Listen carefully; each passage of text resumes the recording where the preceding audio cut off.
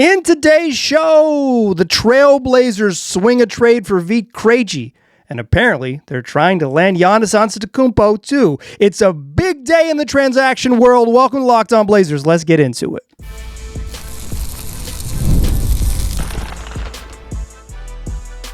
You are Locked On Trailblazers, your daily Portland Trailblazers podcast, part of the Locked On Podcast Network. Your team every day. What's up, world? It's your past first point guard and Trailblazers reporter Mike Richmond. You're listening to another episode of Locked On Blazers, part of the Locked On Podcast Network. Available wherever you get podcasts and also on YouTube. Thanks for making this show your first listen, coming at you each and every weekday, Monday through Friday. So make it a part of your daily routine. Make it your first listen. Tell your friends to do the same. It's Locked On Blazers, your team every day. In today's show, a whole lot of trade news. First of all, the Portland Trailblazers made a trade, sending Duop Reith and a couple second-round picks to the Atlanta Hawks in return for sharpshooter Vit Krejci. Welcome to Portland, Vit. Happy trails, Duop Reith. In addition, on Saturday, there was some reporting that in the continual Giannis watch, the Blazers are a team to watch, and not as facilitators, but as a team that would like to have Giannis on the roster. Ooh, boy, that is a really big one. We're going to start with the trade that actually happened, then we'll move to the trade that is the big sort of rumored trade in the reporting around. It's not a rumored trade. It's interest. It is specific to rumored interest. And then we'll close the show. Brad Rowland of Locked On Hawks is going to join the program for a quick Vit Krejci scouting report. Let's start with the trade, though. The Blazers send injured center Duop Reith and 2 second-round picks, a 2027 that belongs to the Atlanta Hawks and a 2030 second-rounder that belongs to New York Knicks to Atlanta in exchange for Vit Krejci. Krejci, a 6'8", 195-pound wing.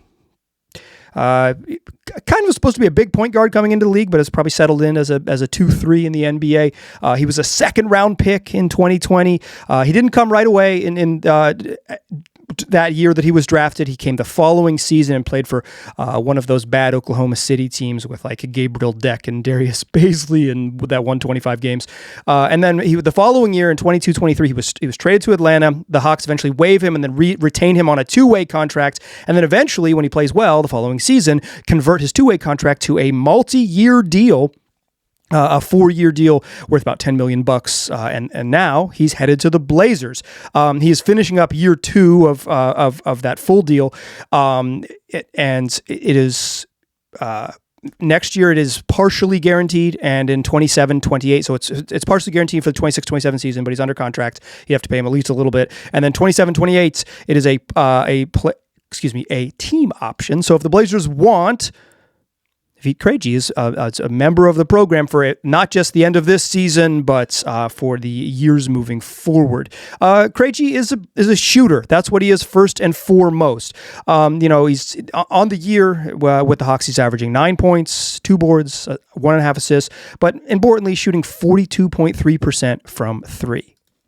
About 3.3 attempts per game on that 3-point shooting because he's not playing a ton of minutes as a backup wing for the Hawks. But per 100 possessions, that's more around 7. So like he gets them up. He's playing about 22 minutes a night. He started 8 games. But the Hawks, since making some trades and acquiring specifically Corey Kispert and getting Zachary Risachet back in the mix, Krejci was going to be in sort of just a crunch roster-wise. And so the Hawks decided to move on. But I think this is just straight up good business for the Blazers. The cost is relatively low. 2 second-round picks. Maybe those are valuable, but it's what you hope to get with a second-round pick is freaking Vit Krejci, right? You hope to get a 6'8", 25-year-old that can really shoot it. Krejci will turn 26 this summer and enter next season as a 26-year-old. But like, so the cost is relatively low. Duop Reith was an expiring contract, and turning 2 seconds and expiring into a player under contract is that fills a specific need. I think is just straight up really good business. Krejci is probably not going to change the world for the Blazers, but Portland is a team that doesn't shoot very well from 3. They're one of the worst shooting teams in the league. In fact, as I'm recording this, the worst shooting team in the league in terms of accuracy, but they're a high volume shooting team. Like, they want to get them up. They should 4th most threes in the league. And as part of their identity is to take a bunch of threes and play fast and try to get to the rim and all that stuff. And so, like, Krejci fills that a desperate need for just a shooter that you can bring off the bench, like not this, not the Ryan Rupairs and the Chris Murrays, guys who just like can't shoot but can defend. And Krejci might struggle a little bit on defense, but usually guys his size can get away with it a little bit easier than like guys who are 6'2" and under, because even if he's skinny at 6'8" and can get overpowered, he's still going to be 6'8" and can at least be big and in the way a little bit. But like a legitimate shooter, a guy who can shoot coming off screens. Krejci, I think watching him a little bit with the Hawks, I've watched the Hawks a fair amount over the last couple of years. I feel like sometimes he is aggressive to the point where he's like, my job is to shoot it, so I'm going to shoot it when I touch it. And like everyone else's job is to also let Vit Krejci shoot it. But I think he can get on real heaters. Like he had a game this year where he had 8 threes. Like he fits a need. He fits the Cronin profile, which is that he likes trading for players under team control. So when you get a player, they're not kind of like dancing in the like, hey, well, they'll be around for a year. I mean, I think they tried that a couple times with Norman Powell and with Josh Hart, and both of those gentlemen ended up walking, right? So like in the like sort of true competitive era of Joe Cronin, he has often made a priority to get players under team control, players that you can have be part of the plan. And Krejci at the minimum for the next 2 seasons as a plus shooter is a really nice piece of business. Importantly, though, they can't be done. They can't be done. They aren't done. They can't be done because there's still more work to do. The roster's full. They're still at 15 players, but Sidy Cissoko and Caleb Love are both approaching here and will hit it in this month in February. Their 50-game limit as two-way players, and the Blazers want to convert those guys to NBA contracts in order to retain them. I mean, they haven't said that publicly, but that is my read on everything. Just the fact that those two dudes play every night, I think that's pretty clear. And one of the ways that the Blazers were going to do that was to waive Duop Reath because expiring contract and he's hurt, he's out for the year. He seemed like a big candidate to get waived to create space to sign Love or sign Sissoko first in sort of order of operations, and then eventually they would make another move to sign Love. Or if the Blazers were to make a trade, they would trade for players that either could be waived or an unbalanced trade where they send 2 out and get 1 player back and create the roster spots for them. They didn't, which means that there are still moves coming. Even if there are minor moves, there are still moves coming to create space or allow for space, either via the trade market or just straight up waiving players to convert the contracts of Sissoko and Love. That will likely come after the trade deadline. Like if they're not going to get converted before that, that'll come down the line. Sissoko's right up against it, just like at the All-Star break, and then Love his number comes up. He'll hit 50 shortly thereafter the All-Star break. So it is that's on the horizon for the Blazers, and this trade does not address that. In fact, it probably makes it a little cloudier on exactly how they're going to get that done. But it is clear this is step 1 of several steps. How big those steps are the question. Like, are they the biggest possible steps you could make? Well, according to reporting from Jake Fisher and Mark Stein of the Steinline, yeah, maybe the Blazers are tempted to take the biggest swing available to them. Are the Portland Trailblazers a team that wants to land Giannis Antetokounmpo? According to 2 reporters, it is at least something that they'd like to have real discussions about. Join me in that second segment. We'll talk about big game hunting, Giannis, and more. First, I want to tell you that today's show is brought to you by Prize Picks. The big game is almost here. That's right. The championship of the National Football League is approaching us. And during America's biggest sporting event, the Prize Picks is where it feels good to be right. Prize Picks has a special max discount for the big game live in the app right now. Drake May needs just 1 passing yard for the max discount to win. Add another player to your lineup, and if your picks hit, you cash in. Prize Picks, super simple and intuitive to use. It takes no time to get started. The whole format is clean. You just pick more or less on 2 to 6 player projections, and then you can watch your winnings roll in. You can follow Prize Picks as you follow the game, and you don't even have to get every single player in your lineup right to win. They got flex picks that protect you in case you get something wrong. So download the Prize Picks app today and use the code LOCKEDONNBA. You'll get $50 in lineups after you play your first $5 lineup. That's code LOCKEDONNBA for $50 in lineups after you play your first $5 lineup. Prize Picks, it's good to be right. All right. Thanks for making this show your first listen. If you are a true everydayer, if you're living that lifestyle, go join the Locked On Everydayer Club. You get access to a ad-free version of this podcast in the audio feed. It's great for audio listeners who want Locked On Blazers with no interruptions. Plus, you'll get to chat with me in the members-only Discord. And right now, if you sign up, your first month is free when you use the code DEADLINE, but you got to sign up by February 5th. That's the NBA trade deadline, so get in there and make it happen. Speaking of the NBA trade deadline, are the Blazers about to make the biggest splash they've ever made? The biggest trade in Blazers history, acquiring the best player to ever wear the uniform? Well, according to the Steinline, in a report published on January 31st, that's on Saturday, the Blazers not just want to be involved if Giannis Antetokounmpo gets traded. They don't want to just be facilitators. The Blazers quote, the Blazers' efforts have since gone beyond that. The Steinline reports. That's Mark Stein and Fisher. Portland, I'm going to read you the direct quote here. Portland has also expressed its own interest to the Bucks that it would like to acquire Antetokounmpo, even as the Blazers realistically understand that it would be an extreme long shot to convince Giannis to sign a contract extension that keeps him in the Pacific Northwest. The far more likely scenario remains Portland participating in such a deal as a facilitator to snag an impact veteran or two as part of a multi-team trade structure. Yet, we repeat, as I continue to quote from the Steinline, the Blazers continue to be regarded as a plausible facilitator if an Antetokounmpo deal reaches the finish line in the next 5 days. So the Blazers are going to be involved, but they want to be involved. Like they want to trade for Giannis if they could. And here's, I've mentioned a couple times as we sort of are on Giannis watch that like the Blazers, their best way to get involved is to act as a facilitator. It's been reported ad nauseum here, or in various places, and reported here on your favorite Trailblazers podcast. But like I think also importantly, this is. They're saying bigger than that. They're saying, well, shoot, if you can't get a deal you like, we've got your picks. And if you're asking for all of these picks and you can't get them anywhere else, we're the team that can get you them. We're the team that can get you where you want to go. Like we actually can, we're not just facilitators, we're the team that offers that package. So let's talk about this a little bit. One, I think like very clearly it is, in this report, it says like the Blazers is like mostly like the Blazers expressing like big game interest, right? But it says, the far more likely scenarios, Portland remains participating in such a deal as a facilitator. Even the report from the Steinline says this isn't particularly likely, but I think it shows you that the Blazers have kind of said like, no, like why would we just be little brother? Why do we want to just be little brother? We want to be more than that. And you know who that reeks of? You know who that reeks of in a Giannis trade? That's your boy Tommy D, incoming owner Tom Dundon. It really reminded me of a quote in a piece from The Athletic from August of 2025, written by Jason Quick.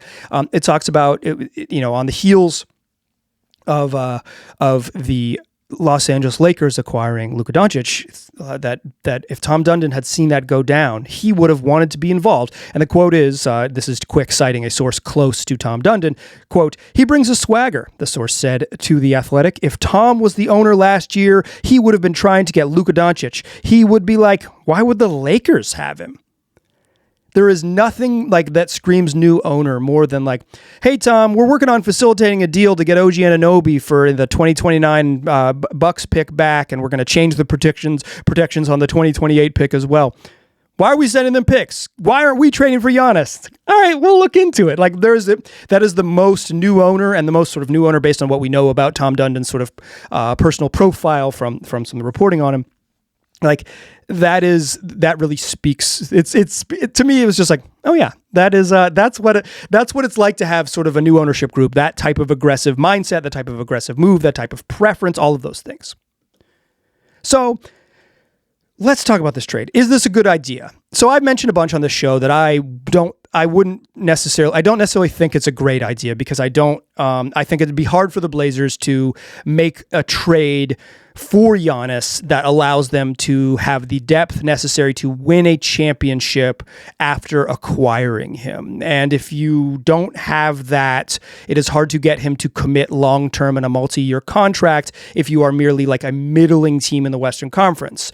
And I also worried a little bit perhaps overstating it, quite frankly, on this show, that like the Lillard and the Damian Lillard and Giannis Antetokounmpo pairing wasn't particularly awesome in Milwaukee. They didn't really seem to be amigos. They never really meshed on the court, and now you're trying to run it back when both of them are older, and Lillard is coming off an Achilles injury. But I think more importantly, the Blazers' best player is Deni Avdija, so it's not really about the Dame fit necessarily. It's about the fits with like your actual best player. I don't really worry about the Giannis and Denny fit. Like, they both want to crowd the paint and drive to the rim, but you need good players. And I think the argument is very simple for like why the Blazers would do this. Again, it's not very likely, so I didn't lead the show. I don't think it's very likely.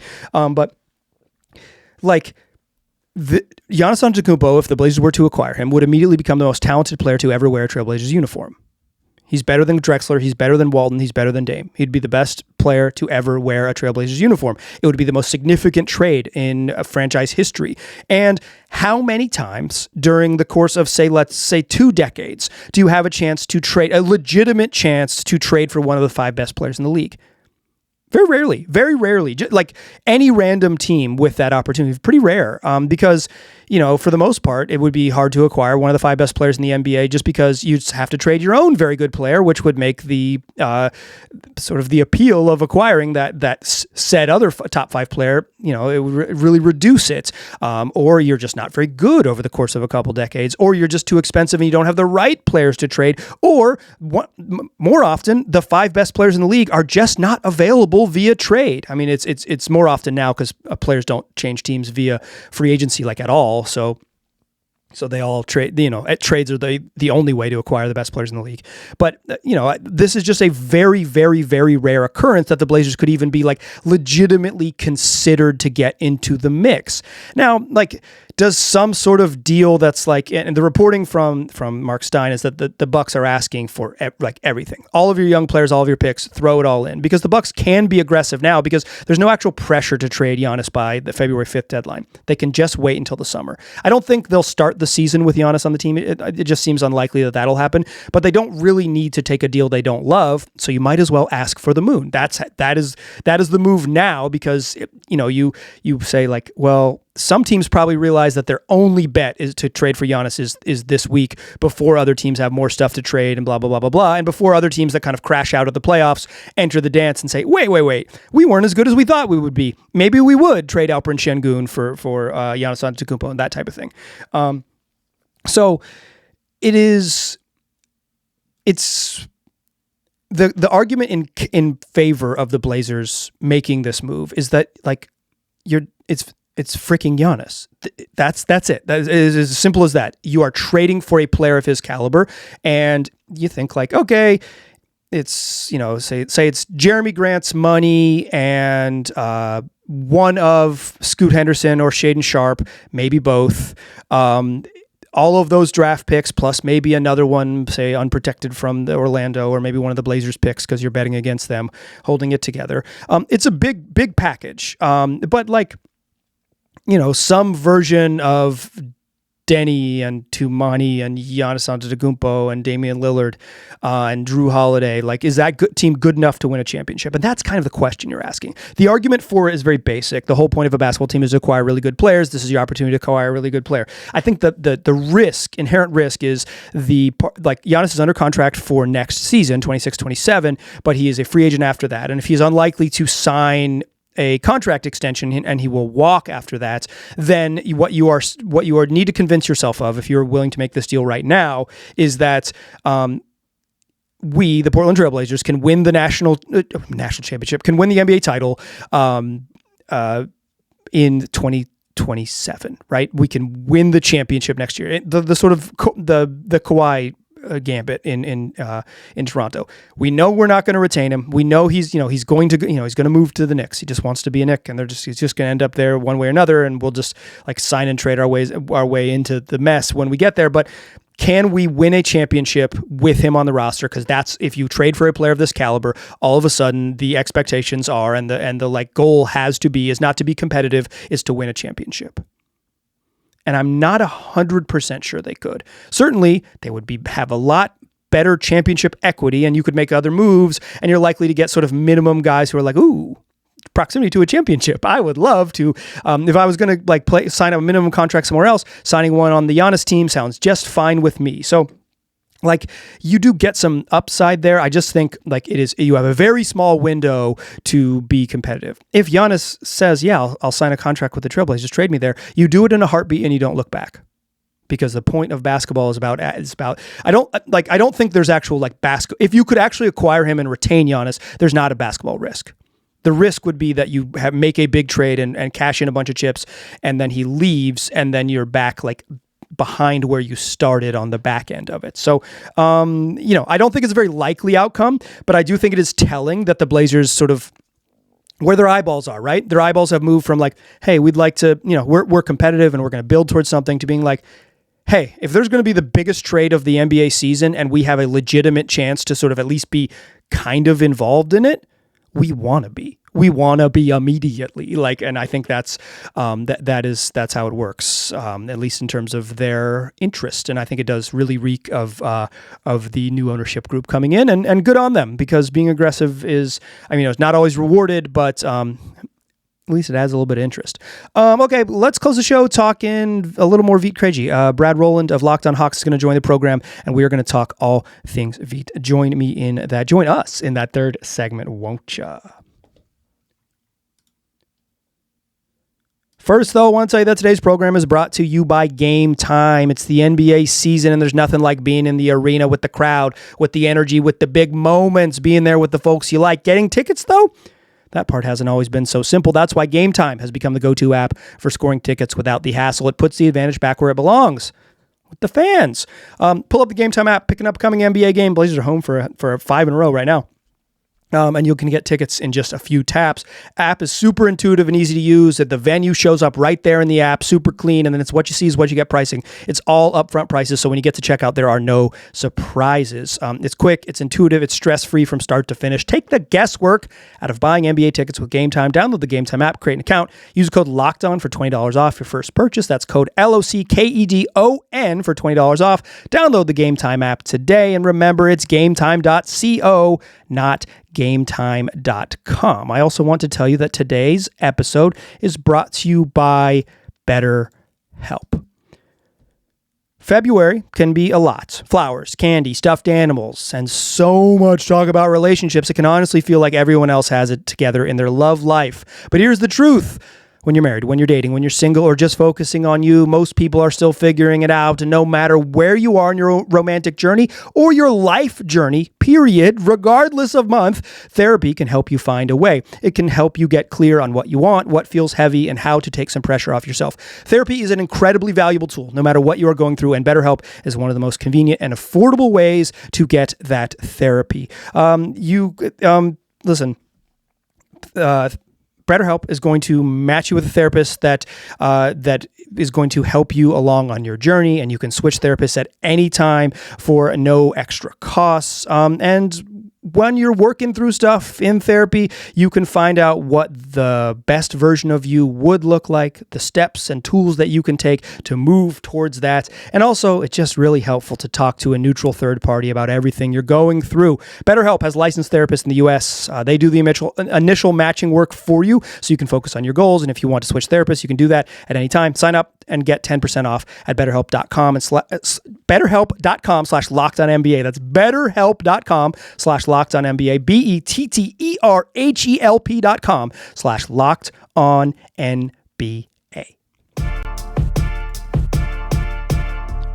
All right. Still past first point guard. I'm still Mike Richmond, still listening to Locked On Blazers. The Blazers got a shooter. They announced the trade. It's official as of Sunday. I'm recording this prior to the game against the Cleveland Cavaliers. I do not believe Vit will be in the building. It would be a stunner if he's there and active, right? But I do believe he'll be here later this week. We'll get confirmation on that. So we will see him we'll see him available soon. So that is something to look forward to. And before we see him in a jersey, I thought who better to help us sort of understand what's going on than Brad Rowland of Locked On Hawks, who's covered Vit closely for his entire NBA career. So I invited Brad on to give us a quick scouting report. All right, joining me now, you know him from the longtime host of Locked On Hawks. He's been everywhere, bringing you Atlanta sports for longer than he probably wants to admit. It's Brad Rowland. Brad, how you doing? I'm doing well. Appreciate you having me on to talk about this massive occasion of a trade.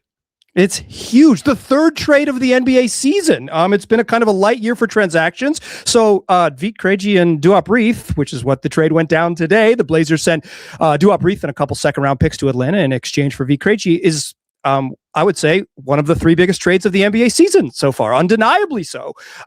Let's start here. Brad, what does Vit bring to the Blazers? What does he bring to any NBA team, and what has he been like for Atlanta in his career? Yeah, it's actually crazy to do the short version. He was not supposed to be a big time shooter. That was not the appeal of Vit Krejci as a prospect who was drafted and coming up. And now that's his primary appeal. Like, pretty obviously, he's become a 40+% for 3 years now, high volume movement shooter. And that is number one on this kind of report of what he brings to the table. And I'm sure that's what Portland's looking for in trading for him. I don't want to, you're the Blazers expert. I can't imagine that's not what they wanted out of Vit Krejci. The rest of his game is not quite as sexy as that, but like, he's always been a good ball mover on offense, like smart passer, not a great ball handler, but not like a bad one either. For example, defensively, he competes. He's very skinny. Like, he can be overpowered at times. He's better on guards than bigger physical wings. But I think, if you want a big time shooter at a relatively small price, the Blazers found one today. Yeah, they're the worst shooting team in the league in terms of accuracy, but they're fourth in volume. So they are not shy because that's like part of, they sort of, they're trying to win the math, right? But they just like don't have people that make them. And I think Vit immediately becomes just more valuable than a lot of their other backup wings just for the skill set alone. It can, like you mentioned, the defense stuff, like, where do you put him? Like, who does he guard? If you like, does he have to guard the worst player on the other team? How do you use him on that end? I don't think it has to be like the worst defender on the floor. Like, some of his more advanced numbers are like below average defensively and like EPM and those kind of metrics. Like, he's not going to be a stopper for you. I think part of the, not necessarily issue in Atlanta, what the Hawks have been playing him at the 3 out of necessity at times this year. He's more of a 2. Like, he's really a shooting guard primarily. And I think matchups too, like, you don't have to full on hide him, but you don't want him to be your lead defender on the perimeter, if that makes sense. There's kind of in Atlanta, he's rarely been the worst defender on the perimeter. Part of that's because he played with Trae Young a lot and Luke Kennard a lot, and now CJ McCollum, your old friend, a lot. Like, he's better than all those guys defensively, so he's kind of been the number 2 guy in the perimeter in Atlanta, and probably that's a role that he's comfortable with, I would say, in Portland as well. Yeah, I think the size alone, like, if you're 6'8", it's just so much easier to fake it than if you're however tall Trae Young is, a generous 6'1", or more like 5'11". A gentleman 6'1". You mentioned the movement shooting. Can he shoot off the dribble? Can Vit take pull-ups? Like, is that something we'll see from him? He can. He's taken fewer of those because he just hasn't had the ball as much, I should say. I think he's been. It's interesting. One of the questions that I've had is like, is the more on-ball stuff that was in his profile early in his career gone, or is it by choice / role? And I think it's probably by choice / role that he was kind of. I think it was smart for him to kind of lean into, hey, I'm going to be the movement shooter on the court and earn my way that way. But there was, in his profile, there was some ball handling, there was some off dribble stuff. And there's nothing in his shot that says he can't shoot off the dribble. There's a little bit of that this year still. It's a high release, which is very helpful. If he can get it up there, it's very helpful. He doesn't get a shot block very often. So, not a guy that you want like initiating a ton of offense, but he's not a total zero where it's only has to be catch and shoot as well. Yeah, I mean, I don't think he's not going to play in lineups with the Blazers where they're like, hey, you're the primary guy, go for it, right? He's still probably going to be almost primarily an off-ball guy. Like you said, that's the appeal. I guess you haven't heard the first part of the show that I recorded, but yeah, that is the appeal, Brad. You nailed it. Okay, so why the Hawks do this? Why they trade for a center who's not going to play for them, maybe likely ever, and a couple second-round picks? What's the appeal? Yeah, that was what I spent most of my reaction show on, because Hawks fans were asking me, like, what are they doing? Because Vit's, look, not to appeal to your listeners, but he's a fan favorite, like a beloved guy in the locker room too. Like, just a great. I've enjoyed covering him quite a bit. So all those things, I think for the Hawks, it came down to there's a debate on whether they were tasked with taking on Corey Kispert in the Trae Young trade, but no matter what, they took him on, and with Kispert and Luke Kennard already on the roster. And Ricochet, who was out for about a month as Kispert was coming back. It's not a Hawks show, but in short, Krejci was probably going to stop playing or playing a lot. with the Sure. It was if they were healthy, he was kind of going to be the odd man out. It seemed like in the rotation, which I think is part of this. That's not a good reason to trade a guy, but I think that the Hawks probably thought this was like appropriate value. Like I think Vit Krejci is the kind of guy who gets traded for 2 second-round picks. It's like it's not a great value for the Hawks, but it's like kind of what he's worth. And I say that lovingly. He's a positive value player, good contract, super cheap for 2 more years, all that stuff. But like if you're the Hawks, you can't get a first for him, probably. Right. So if that's available, then they would have done it. So it's like, hey, do we want to sell a little bit? Not sell high, but like it's been a good year for V. Why don't we capitalize on that? We can say, hey, we signed him to a 2-way contract 2 years ago. Now we're trading for 2 second-round picks. Like it's a sell up the top of his value kind of move for the Hawks. But really it had to do with, hey, we have Corey Kispert now making 8 figures a season in the same role. So we kind of don't need both of those guys. And Kispert's contract is a couple more years, right? It's not. So yeah, it's like, it's not just that they don't have minutes for him in the spring of 2026. It's that there's a commitment going forward over some sort of like duplicative skill sets. Although, correct me if I'm wrong, Corey Kispert can't make threes since he moved teams. He's forgotten I'm how not to worried do that. about that at all. But yeah, it's a small sample size weirdest thing. But yeah, to your point, Kispert's still got 2 more years, same length as Krejci, but he makes a lot more money. And look, it's a crude business. Like if these guys are pretty similar players, and if one's making $10 million more than the other, he's probably going to play more than the guy who makes $3 million. Just for like especially logistics and you traded for him, and whether you were forced to or whatever. Yeah, it's kind of cold world, no blankets. Brad, thank you so much. Dear listeners, go listen to Locked on Hawks. Brad broke it all down, and he gives you the full angle from, wait, why did Atlanta do this? Oh, real quick, Duop Reith going to get waived? Will he ever wear a Hawks jersey? I tend to think no one's told me that he's going to at this point. I just don't know. The Hawks already have N'Faly Dante out for the season at center, so having 2 out for the season centers is kind of a tough sell. So I'm guessing he gets waived, but not for sure, because he kind of does fit what the Hawks want from their centers because of the shooting. So I can see the appeal. I just don't know what their plan is at this very quick moment after the trade. Yeah, and we're recording this on Sunday afternoon, so anything could happen between now and when this publishes in about an hour and a half. Brad, I was thanking you before. Let me do it again. Thanks so much for your time. We really appreciate it. Dear listeners, go check out Locked on Hawks. Brad does a great job, and he's doing it 5 days a week wherever you get podcasts, and also on YouTube, because that's the brand, y'all. Thanks again to Brad for joining the program. This is going to do it for this show, but there is more coming. If you are an everyday listener, you know that I told you the next time you hear my voice, we'd talk about the Blazers' loss to the Knicks. Well, they did lose to the Knicks, and they didn't look very good. But we're not going to talk about that one in this show because this trade stuff went down. But here's the deal. I'm recording this probably minutes before. I'm about to press publish on this, probably 2 minutes before Deni Avdija is named to an All-Star reserve. So after this evening, where Blake Wesley is expected to make his return to the court for against Cleveland Cavaliers after missing months since he was injured on Halloween. We'll talk a little bit of Deni Avdija All-Star game. We'll talk the Knicks game. We'll talk the Cavs game. We'll talk Blake Wesley's return, anything and everything that happens in those games or happens in the game this evening and all the news, and hopefully get some reaction from Deni on being named an All-Star. It is a not small deal, and that's what we'll do. So this show is going to come out on Sunday afternoon Pacific time, and then late Sunday evening, you will see the recaps of both of the recent basketball games and the Deni Avdija All-Star news in your feeds. It's what we do 5 days a week, wherever you get podcasts, occasionally 6 when you need to. Tell your friends about the program. I appreciate you listening. I will talk to you soon.